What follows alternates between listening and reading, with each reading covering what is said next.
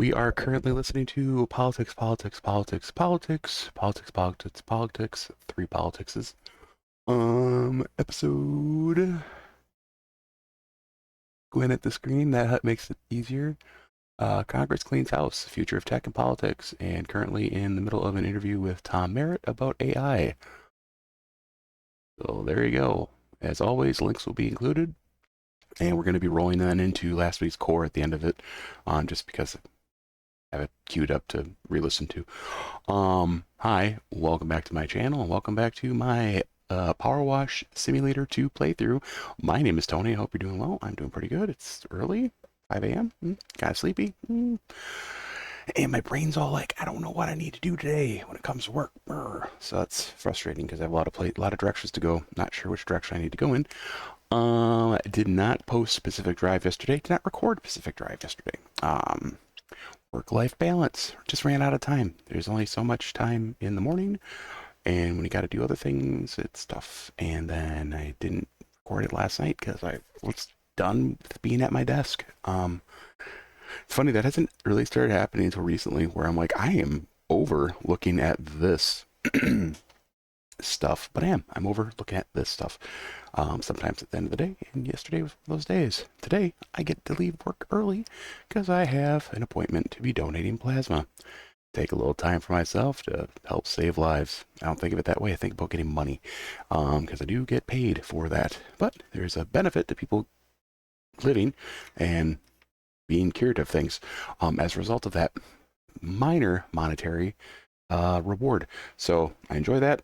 Yeah, that's that. Wow, you didn't need all those details. You didn't want all those details, but you got them. That's what you get here. All right, let's go. Oh, actually, and at the top, just got an email last night or this morning from Xbox or Microsoft. PC Game Pass is going down to $13.99 a month. Back down. And Call of Duty will no longer be included in Game Pass, at least not for a year. Which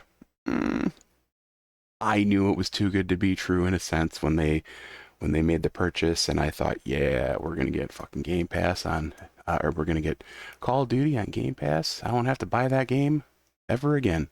Well, it turns out didn't have to buy that game for 2 games because that is one game that I play with Peter and Joe, and it is a regular social interaction time for all 3 of us, and I appreciate that time a lot, and I'm going to keep playing that game.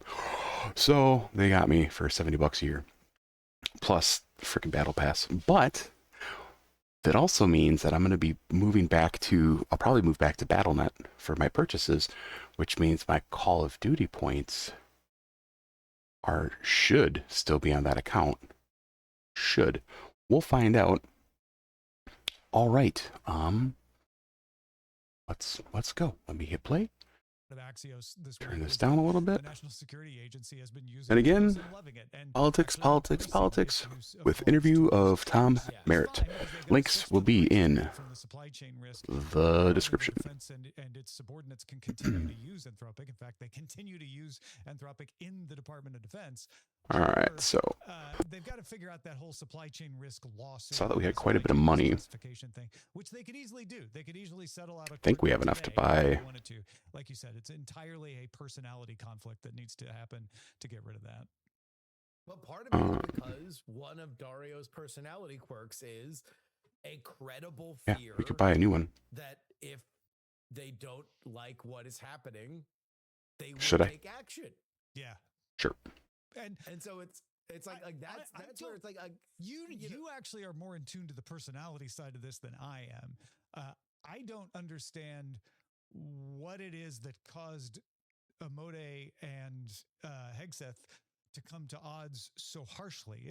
It's one thing to say like, hey, at some point when autonomous, all right, so we have a conversation. So let's draw a line about when we have that conversation. But that seems to erupted into you can't tell us what to do from both sides. And it doesn't seem like see how this works. Going to be repaired with a phone call, or that phone call would have repaired it when that phone call happens. And we are all recording, right? Good. Cool. I don't feel like I have an eyelash in my eye. What the dynamics are behind that, because I think OpenAI showed like you can come to an agreement. Lots of angles here. of kicks the can down the road, because both the surveillance issue and very much the autonomous weapons issue are things that you don't have to deal with today to get business done. That doesn't mean maybe you shouldn't deal with them today, but you don't have to. And it seems like Anthropic insisted that they had to for some reason. Well, because strong opinions that result in actions today based on hypotheticals that are being debated about a possible future tomorrow are the reason why Anthropic exists. Like, that is built into the DNA. That's why Dario left OpenAI. Yeah, it's built into the DNA of the company. I think it very It's like the much shooting is gallery all over again. perspective. Do you think it's a bit of a crisis of Probably confidence by when we design. realize the way we become successful is kind of in opposition to why we started the company? There's a lot of walking contradictions with Anthropic. Like, this is how I understood the conflict, and this is largely reporting that has come out about this. But it all begins with the extraction of Maduro from Venezuela. There was a report that came out that said the government used Claude in their planning of the extraction of Nicolas Maduro from Venezuela. What the Undersecretary of War has since said is that Anthropic was very mad about this, and Anthropic pressured Palantir, which the government doesn't directly use Claude. I mean, I'm sure they do directly use it on some level, but mostly for the Department of War, they're using it through a company called Palantir. And so Anthropic went to Palantir and said, we need to know exactly how we were used in this raid. And the Department of War found that to be an outrageous ask, that a subcontractor would be asking for top secret military details about how they were used. That then spirals into, one bad meeting after another that is all about the deal that Anthropic signed with the Biden administration about using Anthropic models in the government. And specifically, they had carve-outs that this Department of War thought was outrageous. And they were worried from the conversations that they were having with Anthropic that if something was happening that Anthropic they didn't even need to know that it was definitely happening. If they thought it was happening, they might kill API keys in the middle of a mission. And that is why things have escalated to the point that they have escalated. And I disagree with you. I don't think that there's any way that this ends with Anthropic not having this contract. I think the only question is, exactly what is the deal going forward, because Anthropic wants to IPO, and I don't think that they want to IPO by saying, oh, by the way, we fumbled this contract. Like, that's fine. Again, culture clash in the group house, and I've never read the term group house more than in reading stories about Dario Amodi. I don't know what a group house is. I don't know if it's a euphemism for something. That every time I lived in a place with roommates, was I living in a group house? I don't know. Never used that phrase before. Nope. But there's that culture, and then there's Wall Street, and like Anthropic's got to go to Wall Street. I almost feel like I need to take a day off during the week just to do the things I want to do, including video games. Almost 2 days. 1 day for work around the house and 1 day for gaming. Is by saying we're in with the Might do that. That means we never go back. I might do that. Yeah, I don't know if I overstated what I was saying earlier, but I think I'm going to do that. What I said was they may not get some contracts they would have got otherwise. Yeah. Not that they will lose the current one with Palantir. And it sounds like the NSA is like, please, more Mythos. Thank you. We love it. So I think they could make that argument to the Wall Street bankers and preserve their IPO. They need to get the supply chain risk court cases resolved and make sure that they're not declared a supply chain risk. They could probably IPO and talk their way around it, but it'd be way more comfortable for everybody if they didn't have to. But down the road, I imagine that there are certain people at the Department of War who will say, it's between OpenAI and Anthropic. Let's pick OpenAI if it's close. So that's the kind of thing I'm talking about. Not that they'll lose all their contracts or be kicked out. No. I just think it is, number one, it's in their nature to be a government contractor, which is one of the weird things. Which is the odd thing about it, right? Because they were like the touchy-feely, like, oh, all of our models have We're souls. We're going to make the safe thing and be we nice have a to philosopher, and, they're teaching Claude. We're going to bomb things. Or whatever. Like, that was their thing. And the joke that I had heard in the industry was, Anthropic is pretty good for, or Claude is pretty good for, like, they were very early on getting money from wanting to say meaningful, thoughtful, I think writing critiques. Yeah, and this is a little bit more controversial because of some. I use ChatGPT a lot to do critiques of my writing. From the Biden administration, specifically with Mark Andreessen. But the results I get from Claude are interesting. They're more feely. I don't know how to explain. It doesn't sound like a good explanation, but it makes sense to me. Both are decent. I've actually started using Grok recently just to give it a shot for something.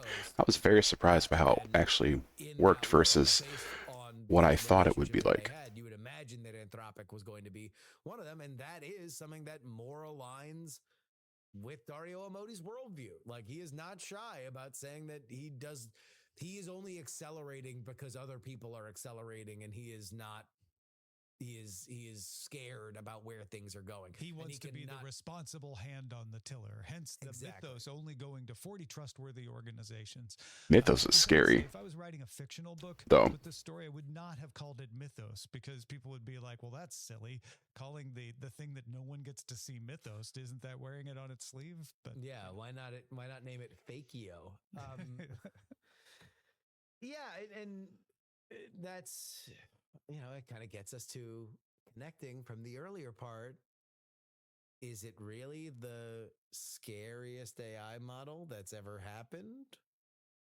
Or do they not have enough data centers to run what they have right now?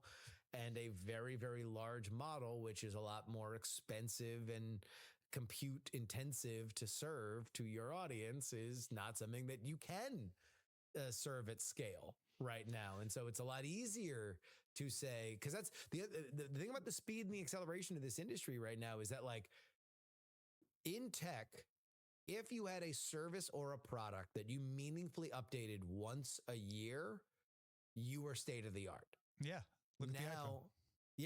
Now you need to be releasing a new state of the art model 4 times a year.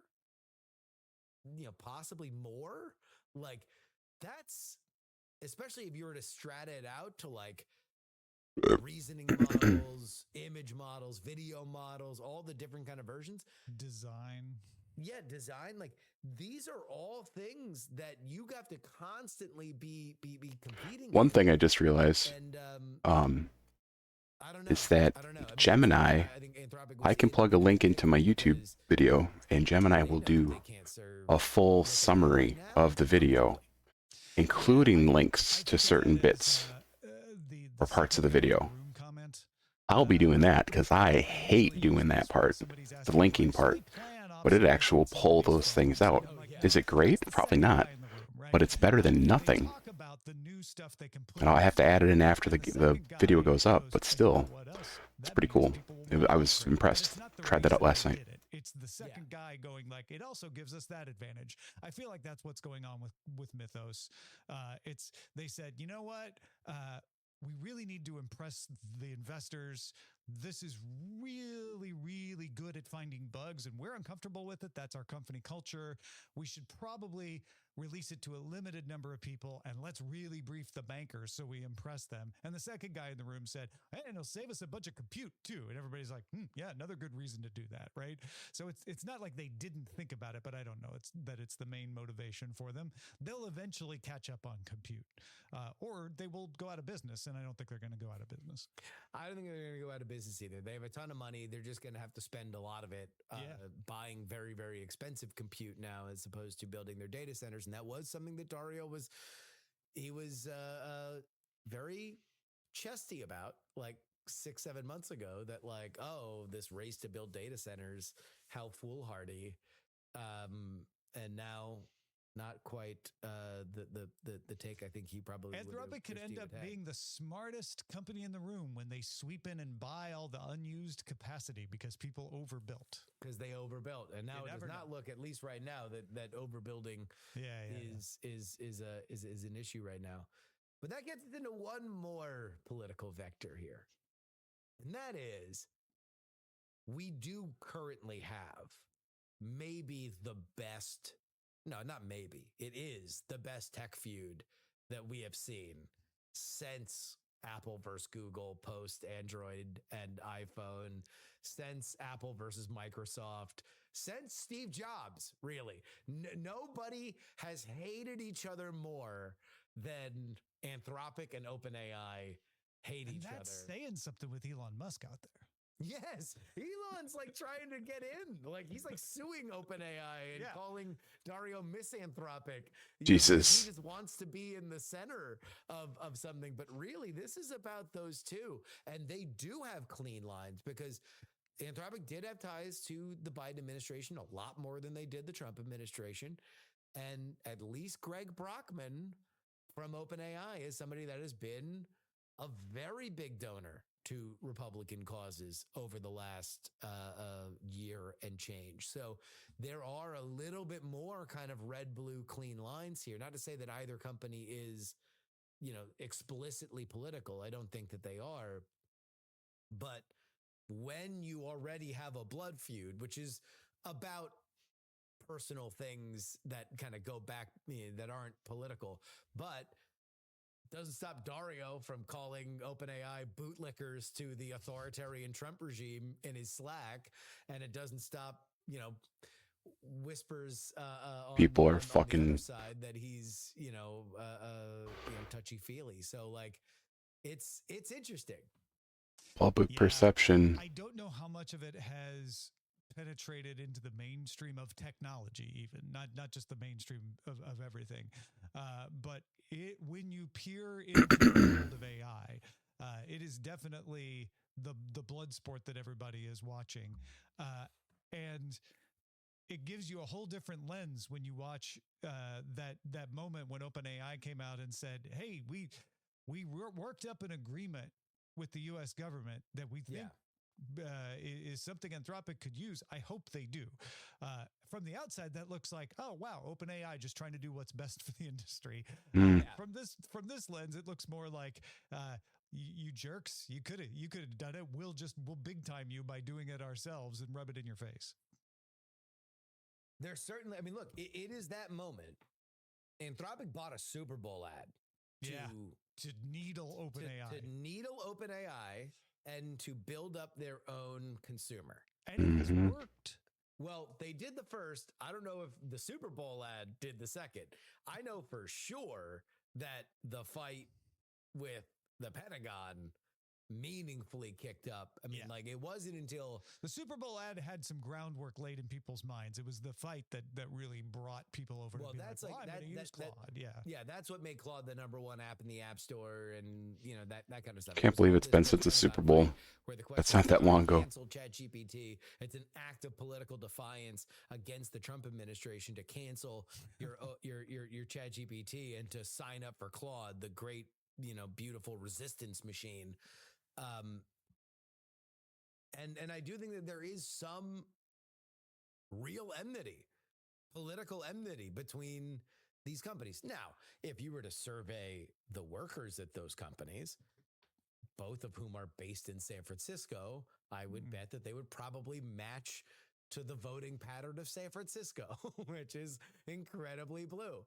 But for whatever reason, we're in this world. And the only other political thing that I wanted to talk to you about on this is very much the emergence of Sam Altman as this new anointed kind of like tech bro character. Not to say that Sam Altman hasn't been around for a while. He has. Not to say that he is the same as Mark Zuckerberg or anybody else, but like the media idea of him very much is in that mold when you have these stories coming out about like him being a sociopath. You have a new movie is going to come out, Andrew Garfield playing Sam Altman, about the time that they were fired, what is referred to internally as the blip. um he's giving the Zuckerberg treatment in a way that we have not seen somebody get since Zuckerberg. Yeah. In fact, the Altman movie probably gets way more press than the Social Network sequel that's also being worked on. Yeah. Which I don't know, but I wouldn't be shocked if I found out that Zuckerberg was like, "Hey, you should make another one of those." Jesus. But yeah, Altman is the heir to that, right? We had Gates and Jobs and Zuckerberg, and now Altman. He's the face of tech, and in a world where tech is big tech, where it is, it is the big evil for a lot of people. Sam Altman is the face of big evil in a way that I don't think Google's leaders, Larry and Sergey, ever really were. People talk about hating Google, not talking about hating Larry or Sergey or even Eric Schmidt before him. If you're like, who are those guys? Well, Larry and Sergey founded Google. Larry was once the CEO. Eric was the CEO before him. Sergey's still running around trying to whip coders into shape, apparently, now that he's, trying to get Google to catch up from behind. He was, and then he is again this week. Is he? Oh, going after DeepMind to say you need to pay attention to your agents. You need to get on agents. And there's another code red going on about coding and all of that stuff. But anyway, yeah, Sam Altman is the one that if you ask people on the street who he is, they'll know, versus most of the other CEOs in Silicon Valley. It's fair. Which is like, I agree with you. And it's crazy because if some of the stuff that Eric Schmidt said was wild. Like, like he said, like if that were to happen now, if you don't have anything to hide, you shouldn't worry about it. Like there was stuff that came out of his mouth that, we were in the middle of it because we were covering tech at the time, but it was not a national story in the way that it would be now, where it is very clearly the entire economy.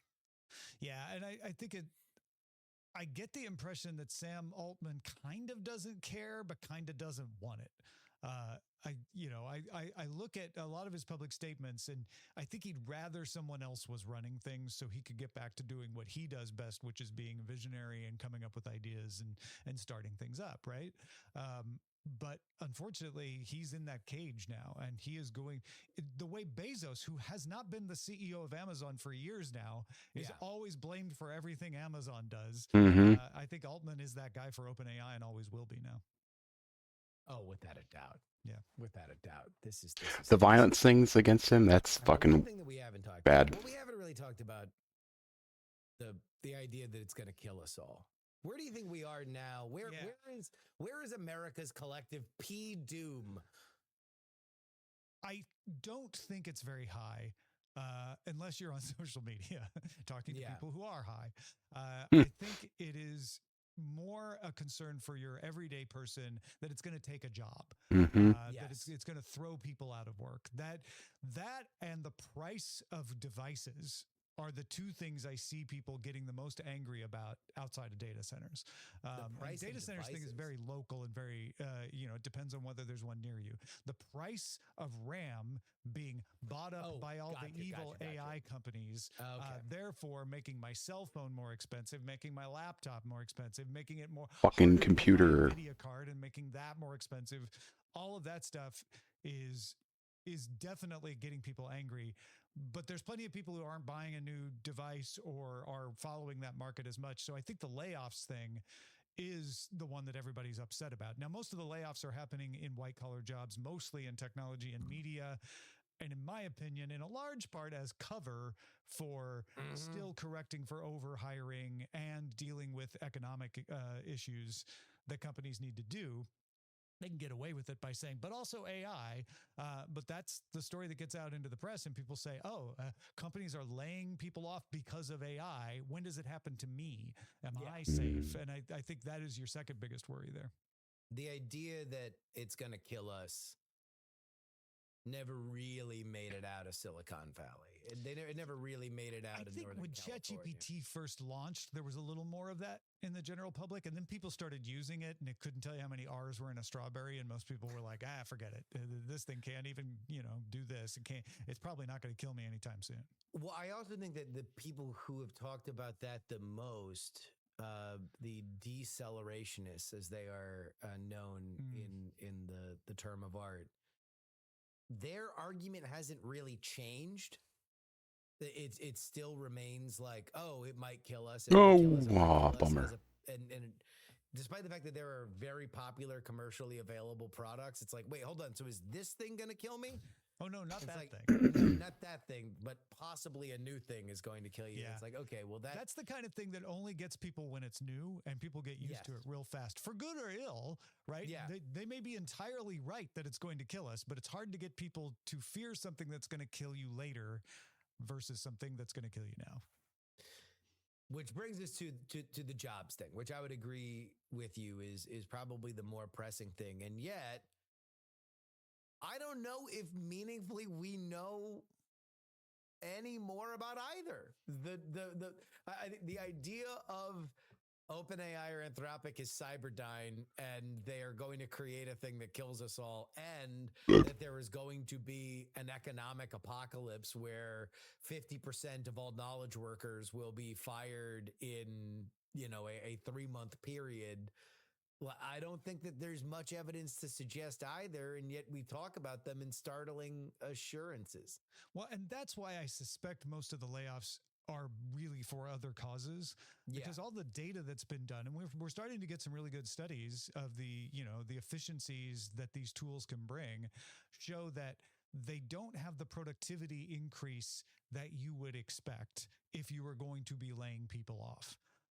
That people generally take that increased time that they get from using LLMs and pour it into other stuff that helps the company and is valuable, that they're not very good at just replacing wholesale people. And that in some cases, they actually make it cause harder. as much new work as they do save on old work. That, as we've said, these models get better every minute. So that could change tomorrow. But at the current moment, I don't think they are a threat wholesale to replace people, except maybe in a few very specific instances. And in those specific instances, the smart companies are going to figure out how to take that freed up resource and apply it to somewhere they couldn't apply it to before. Yeah. I'll be nervous when OpenAI and Anthropic start firing people wholesale. When they're like, "Oh no, we don't need." When the tool makers themselves take advantage of it. Yeah, I mean, that's the biggest thing. The thing that frustrates me the most about Amodi going out on television and screaming and yelling to anybody that will listen. He's on Fox News at midday screaming at a bunch of elderly people. Everyone's going to lose their job. Your daughter's going to lose her job because of me, because of this product I'm making. I'm like, let me know when you start firing people, dude. Let me know when you start cutting whole departments because you are so sure about your tech that you are doing it. Now, I know that people are internally. Let me know when Amazon stops requiring all generated code to be reviewed by a human before it's committed, which is something they had to do recently. Yeah. I mean, look, I think that there's tremendous efficiencies that you get from this tech. I'm a huge believer in this tech, but I think I have a general sense of where these models are. I think I have a general sense of what we don't know. And this is, I guess, the thing that frustrates me, because people talk about this kind of stuff like it's set in stone. Settled. We don't know the adaptability of the human that is going to be in part of it, because to my mind, the issue is never, can a human compete with a model? Because right now, that's not the case. Like, I can't compete by staying up all night and working, or I don't know everything that the models that are out there now knows. But that's not what the race is. The race is, can a model autonomously do as good as me with as many models as I want? That's the actual race. And right now, it's not close. set up 50 agents to do stuff, and it's not going to have the adaptability that I have while I'm using these agents. And so that's really what the question is going to be. And so it's the adaptability of the human to the tech, which is so funny. Somebody posted a thing, like a lot of this mirrors almost 1-to-1 the computing revolution. Mm-hmm. There was this 5-year hangover period where the tech was there, but it was either expensive or onerous, and there was a learning curve for people before they understood how to do Use it. And it. yet the market was like, computers are here. Get ready to fire everybody. Yeah. Because that's Doom kinda and what happened. gloom It's like, no, sells. it just took people a time to understand it, and it did free up a lot of time. It made things go faster, but it just took it took a little doing, and then I don't know. There wasn't really a gigantic shedding of jobs. Some jobs went away, but other jobs were created. Yeah, I mean that's the thing to hope for, is that you get a transition like that where, yes, you no longer have a typing pool, but you have project managers and product managers and all these roles that did not exist when you needed to spend all that money on a typing pool. And we are not seeing some of the productivity increases because we don't know how to properly use these tools at scale yet. Individuals can tell you, like, I know how to use these great, and it helps me increase my productivity this much. But in the workplace, it's not always being implemented very well. It's often being implemented without guidance. And so, of course, you're having people create slop that then has to be fixed. That'll eventually work itself out as we learn as a species to be able to properly use these tools and train people on them. But you're going to see a slow adaptation of humans. We're going to adapt at human pace to tools that improve at computer pace, and that's actually a good thing, because it'll slow down the effect of that transition. Well, I think we solved it, Tom. I agree. What AI tools are you using? This will be a. That's interesting. So the thing I use most often is formatting. Check my spelling errors, do my bolds and my headlines and all of that for pasting into Substack or my website. Didn't think about bolding and highlighting. I used to use ChatGPT for that. It used to be a real pain in the ass. I sometimes would have to put it through 3 or 4 times. And until it finally got it right without editing things and changing stuff. And then, I don't know, maybe 3 or 4 months ago, I started using Gemini for it. Because it was doing it faster and doing it with fewer times needing to tell it, no, you rephrased things, don't rephrase things. But recently I've started using Claude for it because Claude's really good with language. And that's feelings. It's slower. That's what I'm saying. But it gets it right. And so I guess my answer is I use all of them. Yeah. I bounce around. Yeah. And for deep research, I still go to ChatGPT. Sure. It is the best at that. Perplexity for sources. For any kind of search related thing, which I know sounds obvious, but I use Gemini because it is plugged in not only to Google, but also to my Gmail and my Google Docs and that sort of stuff. That's a good idea. Yeah, there's not a tool that I use. I probably should try to use Perplexity more often. I do pop into Copilot every once in a while, but I haven't found it to really catch. But it changes all the time. And that is, I think, the biggest message to get to anybody who's interested in trying these tools. Don't stick to one. Keep trying them. You have to keep going back and saying, is it good at this now? Because as Justin said earlier, they're updating these things 3 or 4 times a year. And they make big leaps in an update sometimes in areas that you won't hear about unless you try. Oh, I mean, they're adjusting them weekly. Yeah. Sometimes multiple times a week behind the hood. They're like pushing, and we're talking about the frontier models, which I would describe as Google, Anthropic, OpenAI, and then on a tier below, at least right now, Meta, Grok, and a lot of the Chinese models and stuff like that. But all those are pushing what they hope to be state-of-the-art models 3-4 times a year, which is just wild. Yeah. Yeah. Well, Tom, thank you so much for joining us. I'm sure we'll be doing this again a few months down the road. Sure. I'm just sorry that we didn't have more time to talk about Keir Starmer putting on his hot dog suit and wondering who didn't tell him that Mandelson hadn't passed the security vetting. He's a UK correspondent, We're jokingly. all trying to figure out who's responsible for not telling me that Mandelson had not Tom, passed I the mean. security vetting. What's funnier, that or the European leaders getting together when they thought the Strait of Hormuz had been settled so they could say that they were settling the Strait of Hormuz, now for it to be re-screwed up again and them have to be like, oh, I don't know, are we going to really put boats in there? I don't know. Well, that one entertains you quite a bit, I realize. So I won't take that away from you. I sent Justin this because I thought he would want to bandy it about, but there's like all these huge security line backups in the EU because of this new digital customs thing that they're implementing.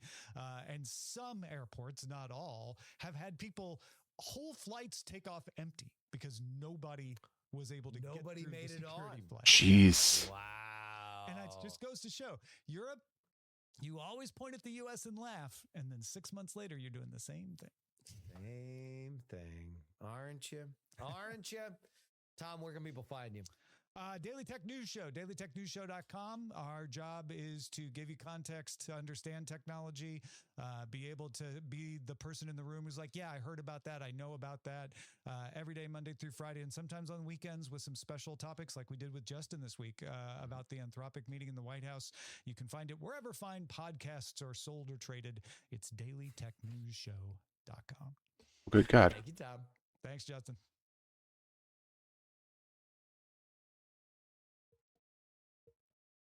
And that'll wrap it up for us.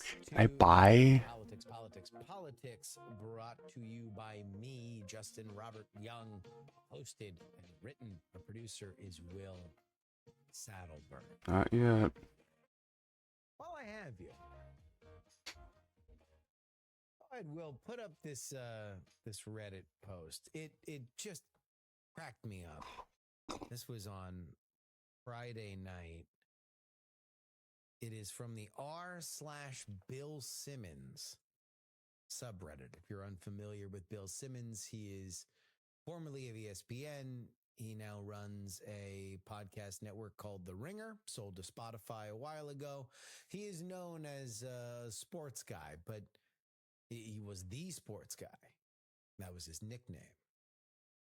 But his fans, they're odd, like any fan group, and I would consider myself a fan of his, at least enough to follow his subreddit, which is a has fan. rarely been as interesting as this post. Okay, go ahead and put that up. It's a gator. Right now is the title. I turned 50 this year, and my wife decided that tonight she was going to tell me something that would change my life. She picked today because, well, I don't know. Woo. She just looked me dead in the eyes and said, for the last 18 years of knowing you, I've had to listen to Bill Simmons pods, pretending that like I had no idea who he was in the beginning, then just getting used to it and laughing and playing along. And here's where everything goes haywire. Bill Simmons is your Eskimo brother. What? I looked over and said what she said. He is your Eskimo brother. I said, I thought you said that. College hookup. I said, you never told me that. She said, you never asked. I mean, we were both in grad school in Boston at the same time. I took a gummy and I came to Reddit. So I've spent the last several days trying to wonder why I found that as funny as I did, because I've been giggling about it for 3 days straight. Because I also took a gummy. And I think I realized it's because it's a piece of internet art, true internet art, high caloric density. Every little bit of that is very, very funny to me. And it starts here. If you don't know who Bill Simmons is, it's not funny at all. It's an inside joke, like most internet gags are. But let me just give you a little bit of an explainer so you can get a sense of where I am. Bill Simmons is from Boston, and the best way that I could describe the kind of person that he is from Boston, patrician, very opinionated, is that he both wears a shirt in a sauna and refuses to wear a seatbelt while driving. Like, that is just a very unique kind of Boston A fucking person weird that I shit. don't know lives anywhere else. And so Bill Simmons also is somebody who's incredibly influential to me and my career and how I've patterned it, and specifically being as honest as I am with the audience and not hesitating to share my real life story with everybody that is listening and watching. And part of that is Bill Simmons has told a lot of stories from being in college, going to Holy Cross. He still talks to a lot of the guys that he used to went to college with in the same way that I talk about people that I used to go to college with. So the idea that this Redditor, somebody who is a fan of his writing, that he would find out that his wife was a small piece of that mythology and then would be so shocked he had to come to Reddit. Oh, that's good. That's good eating. That's That's not good the most funny eating. part to me. The most funny part to me is the phrase Eskimo brother. Mm-hmm. The League. Now, I first heard the phrase Eskimo brother from the television show The League. The fuck. And it is a term of art used to describe two guys that have been intimate with the same girl. Oh. I have never, in my life, in the same way that I've never heard a man describe another man as flirty, I have never heard a woman use the term Eskimo brother. It is almost exclusively a bro term. So the idea of just painting this picture, this domestic picture of a guy, a 50-year-old man and his wife sitting down, and him and apropos of nothing, the wife saying, by the way, Bill Simmons is your Eskimo brother. Oh, man. It's just so good. That's still not my favorite part. No, I think what I came to the conclusion of is that my favorite part is that it is almost assuredly fake. This did not happen. This is creative writing, which means that you are looking for a reaction from a community of people that all have the same facts pattern, right? They are all fans of the same person, and you realized correctly that the highest level of engagement bait would be that story. A 50-year-old man finding out that his wife slept with one of his favorite podcast hosts way back in college. Oh, that's amazing.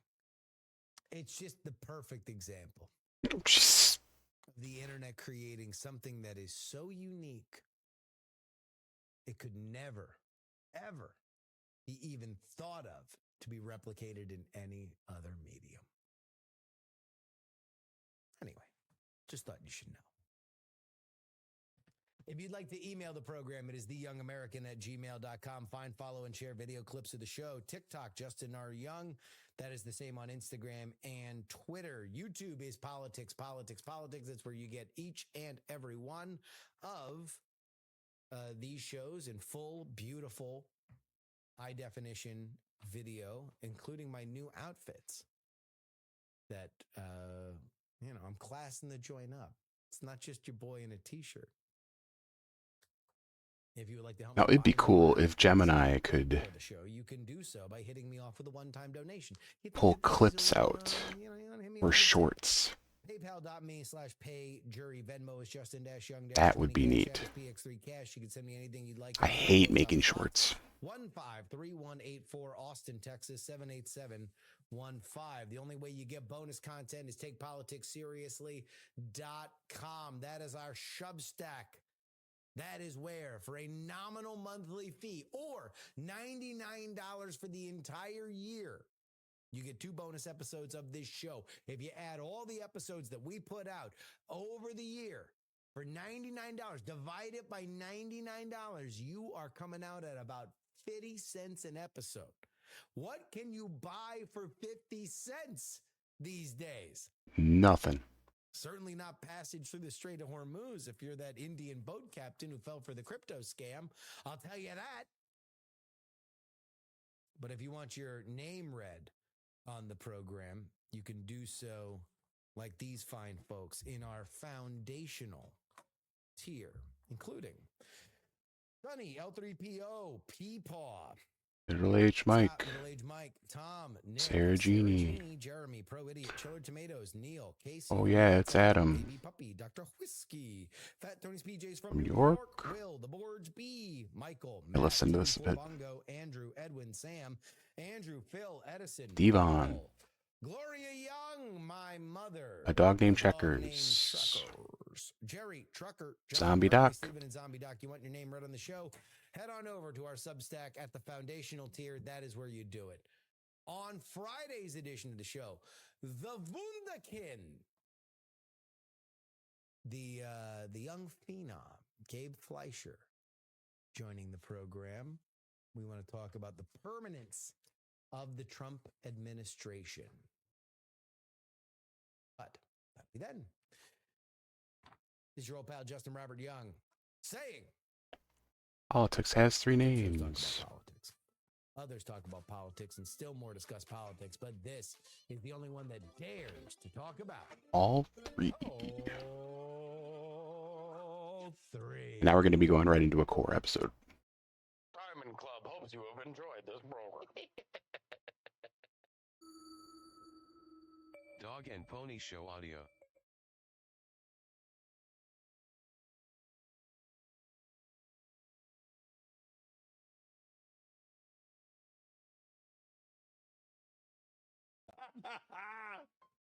I didn't think about that would come into the. Of course it would. Kind of the whole premise of that thing, right? Except younger, obviously. Yeah. Everybody's in their 30s. Yeah, I don't know. I think about this stuff sometimes, though. You know. Yeah. Unfortunately, I mean, I like questions like that. I asked my daughter the other day.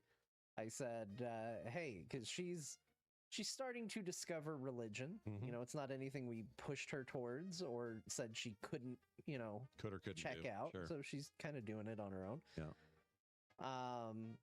And I just asked her one day. I was driving her home from youth group. I was like, "Hey, if God showed up, Mhm. just Yeah.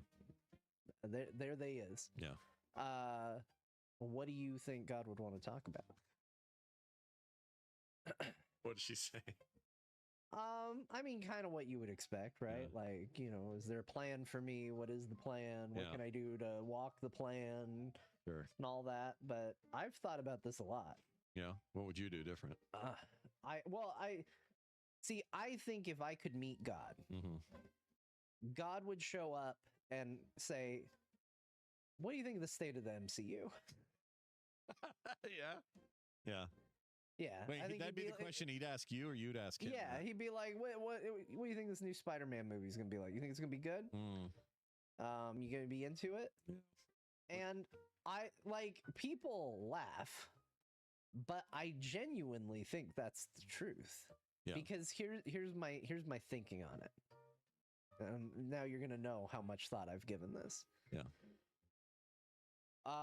For the sake of this, and I said this as much to her as well. Gendering God is kind of a silly premise, but for the sake of First of all, there isn't one, but also, simplicity, I'm yes. gonna use father because I am one. You are and I'm one. going to use he Yeah. because that's what let's just say God manifested in the body of a dude. Of a dude with a beard. Yeah. Yeah, Okay. like stereotypical God, All right? Right. So, to me at least, if you're going to assume that you're a child Yeah. of an entity, right? Yeah. I think a lot of faiths plural, look at that relationship differently. Yeah. I think they look at it and they go, "Oh, we're children of God. Yeah. We're little bitty babies. Yeah. We're babies of the. We're babies. We're little kids. We're the toddlers of God." Sure. And I don't think that's true. I think we've moved out. Yeah. We're living our own life. Yeah. We're not there anymore. We've been sent into the world, free will in hand, Yeah. and said, go make the most of what you've been given, right? Yeah. Yeah. That feels like, yeah. That's the nature of the relationship. Yeah. And so if you were to meet God, Yeah. to me, it would be like catching up with a kid when they come back home for a visit. What are Yeah. you doing with this gift of life, right? Yeah. Are you using it for good? I hope so, because Sure. that's what every parent would hope for. That's what you want. But like, they don't care Yeah. about. That's not some greater grand plan. That your kid doesn't come home to visit and you go, "Hey, now, Yeah. let me talk about me." Yeah. They come back and you go, "What are you into? Yeah. What are you excited about? What are you interested in? Are you doing any cool art?" Yeah. My son doesn't draw amazing pictures, but I think it's amazing that he can draw. Yeah. At all. Right. So Yeah. to me, if I was the father of a whole group of people, Yeah. I would just want to hear about the cool shit they're doing.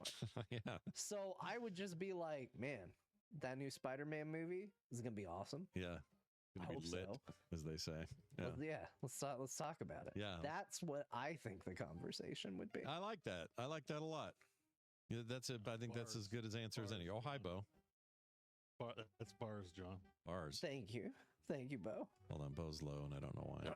Oh, that might be me. Say something, Bo. Say some words. Now he sounds like he's coming from Moonbase 12. Yeah. Sound like you're coming. Wiggle the cable. Belt. Get a new fucking cable. Skibbity belt. Say something again. Skibbity belt. Hello, hi, am I here? Yeah, you're better Hi. now. That's good.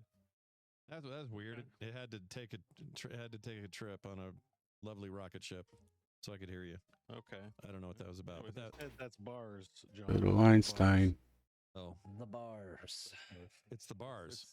It's Gen Z slang. It's bars. Oh, It's not Gen Z. Is that Gen Z? I thought it I don't know what that or means. predated that. Well, bars, when someone's got good bars, like in a rap song, Yeah. Yeah. man, those bars. But people just now say it if you do anything, like that's bars. I've Well, never heard of that's Rap music. It's like It's fresh off the kid slang. it. Would you call that Z or Alpha? What are we looking at there? What They generation? call it brain rot, like Gen Z shit. Okay. But I don't know. That's just what I hear. I don't have an opinion. Okay. Yeah, I'm 'Cause trying to run away from being old by adopting the habits of the youth. The Gen embrace Z being thing, old. That's the best thing you can do, You know what I man. mean? Be The yourself. one we need to burn at the stake, and I feel very strongly about this, is that looks maxing word. That needs to effing burn and go away. Hey, that's your fault. How? Why? It comes from min-maxing, Oh, does Mr. it? World of Warcraft. Yeah. Well, not my fault. You should have stopped min-maxing, and the kids wouldn't even know what that word means. That's true. There Oh, you that's go. true. It is min maxing. It's based on that. Yeah. So yeah. looks maxing is min maxing. The thing is, as a gamer, if you're like crusty about the way kids speak, you just have to look in the mirror. Half of it. yeah, a lot of it is based on gaming. Like- Yeah. A lot of it. Like my kids were like they were saying like back in the day, this isn't a current one, but they were when Riz was a big thing. Yeah. I was like, I think at one point I just said, you guys don't have enough Riz to pull that off. And they looked at me like, oh my God. And I was like, what? Yeah. And they're like, you know what Riz is? I was like, Charisma. charisma is my stat. Okay. Yeah, it's from Dungeons and Dragons, you dumbass. That's where you get Yeah. your name from. That's funny. Yeah, I knew that. All your slang is like everything is so boomer about Gen Z slang, and they don't realize it. Yeah, it's already been around for a long time. That's Yeah. every All generation. they did was take our words and shorten it a little bit. And you say, "Now get out of here before I teabag you." They're like, "That's not Gen Z slang." And no, that's 90s slang. Yeah. I'm gonna put my balls in your mouth. Jesus. Teabaggers. Anyway, You know. which- yeah, sorry to interrupt. You were talking about God and spirituality. No, I think he got to the end there. You got to the point. Yeah. I just think it's funny that we, I derailed what seemed like a meaningful conversation. No, it was good. You came in exactly as you meant to, like a wizard does. You did great. Mm. What do you guys Poof. think about that recasting of, or not recasting, but that search for Gollum thing? All right, It's we're gonna nice to call get us this except you know, episode it's not- done. it's too old.